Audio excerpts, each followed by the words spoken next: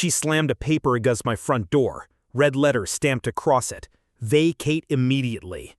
I stared at it, heart pounding, because this was my grandfather's land, the only thing left of him.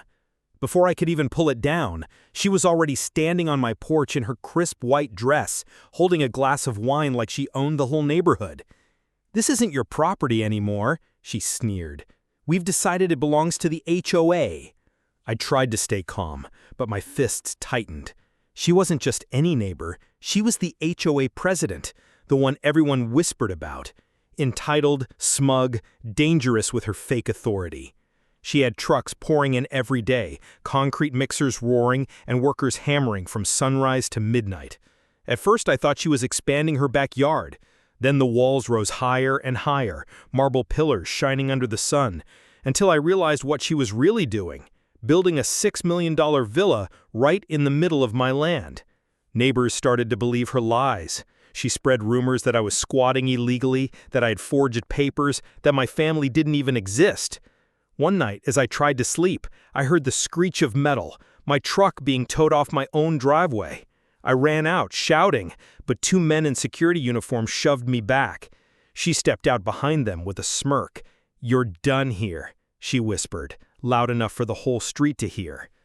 But what she didn't know was that my grandfather didn't just leave me land. He left me something else, something she would never see coming. The next morning, she stood outside with a clipboard, barking orders at contractors like a queen ruling her empire.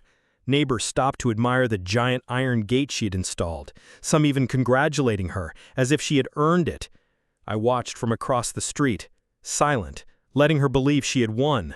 Every hammer that struck, every brick that stacked, it all played into the plan I was setting in motion. When she saw me standing there, she couldn't resist. "Still hanging around?" she said with a smirk. "Don't worry, once the paperwork clears, you'll be long gone." Her voice was dripping with arrogance. She had no idea that the land she was building on was tied to a trust in my name, signed and sealed by my grandfather decades ago. I didn't say a word. I just let her gloat. That night, things went darker. She called the cops, real ones this time. Blue lights flashed against the half-finished villa as officers stepped onto my porch. "We've had reports that you're trespassing on this property," one of them said. My blood boiled. She stood behind them, arms folded, lips curled in triumph. "Take him out," she told them, as if she owned their badges. I almost laughed. She thought this was her victory. She thought I was cornered. But when the officer asked for proof, she didn't expect me to hand over a black leather folder. Inside it was the original deed, notarized with my grandfather's name and mine right beneath it. The officer's expression shifted instantly. Her smirk faltered. Still she didn't back down. "This is fraud! He forged it!" she screamed, pointing at me with shaking hands. The officers didn't arrest me, but they didn't arrest her either. Not yet. They just told us to take it up in court. She stormed off, her heels clicking like gunshots, and I knew right then she wasn't going to stop. And neither was I. Days turned into weeks, and her villa grew taller, grander, more impossible to ignore. Crystal chandeliers dangled through uncovered windows, fountains sprayed at the entrance, and imported tiles gleamed under the sun. Neighbors whispered in awe, calling it the most beautiful home in the county. No one seemed to care, or dared to care, that it sat on stolen ground. One evening, I came home to find the locks on my own house changed. My keys wouldn't turn.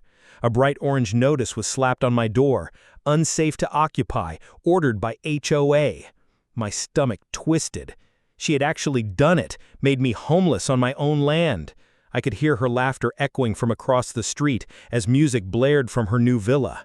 She was throwing a party, champagne glasses clinking, while I stood outside, locked out like a stranger. I could have broken the door. I could have shouted until my throat tore. But instead, I walked away. Because what she didn't know was that every move she made, every document she faked, every order she barked, I was recording it all. The twist? I wasn't just some desperate guy clinging to inherited land. My grandfather trained me differently. He was a Navy officer, and before he passed, he made me promise one thing: protect what's yours, but do it smart. Hidden in my garage was a small safe, and inside that safe was more than just the deed. It was proof of her fraud. Bank transfers, land surveys, signatures she thought no one would trace. And the best part? Someone on the inside was feeding me her secrets. I found out who the insider was the night I saw a shadow slip from her villa and cross the street. At first, I thought it was another one of her guards, but then I recognized him. It was one of her contractors. He handed me an envelope, eyes darting nervously around. "She doesn't pay us," he whispered. "She threatens us. We're building her palace for free." His hand shook as he pressed the papers into mine. Inside were invoices, fake permits, even a falsified signature from the county inspector. That was the moment I realized just how deep her corruption ran. She wasn't just stealing my land, she was running a scam so big it pulled in city officials, workers, even banks. And now I had proof in my hands. The next morning, I stood across the street watching her bark orders, sipping her wine at 9 a.m. like a queen celebrating victory. I called out, "How much longer until the marble staircase is finished?" She spun around, shocked. I held up the envelope, smiling. "You might want to check whose signature is on your permits." Her face drained of color. For the first time, she looked rattled. But then, almost instantly, she snapped back. "Nobody will believe you," she spat. "You're a squatter, a nobody. I have the HOA, the neighbors, the city on my side. You're just a man clinging to dirt." I leaned closer, lowering my voice so only she could hear. "Then why are your workers talking to me?" Her smile froze. For the first time, the cracks in her armor showed, and I knew I had just shifted the game. The storm broke on a Sunday morning. She had scheduled an exclusive open house, inviting investors, realtors, and half the neighborhood to show off her palace. Luxury cars lined the street, valet attendants ran around, and she stood at the gates with a diamond necklace glittering against her throat, shaking hands like she was royalty. I slipped through the crowd, unnoticed at first. Cameras clicked as guests marveled at her marble staircase, the infinity pool glowing in the backyard, the wine cellar stocked with bottles worth more than most people's yearly salary. She raised a glass of champagne and declared, "Welcome to my home, the crown of the HOA." Applause thundered. That's when I stepped forward. "Your home," my voice cut through the chatter. Heads turned. Her face froze, that polished smile cracking just slightly. "What are you doing here?" she hissed. "I'm just here to watch, because while you were busy building your empire, you forgot one thing. Paper trails." Her eyes widened. "You're bluffing."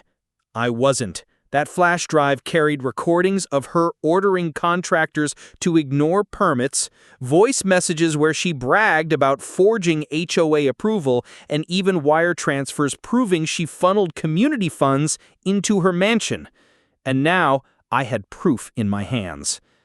And I wasn't alone anymore. From the back of the crowd stepped a man in plain clothes, but the badge on his belt said it all, my inside source. "You didn't think your own HOA treasurer would turn on you, did you?" I whispered. She went pale, but still tried to smile for the crowd. "This man is a liar, a fraud. He's been harassing me for months." But when the treasurer plugged the flash drive into the projector, the villa's pristine white walls lit up with her own voice saying, "Don't worry about permits. This land is mine. Nobody can touch me." The crowd gasped, and for the first time, she looked afraid.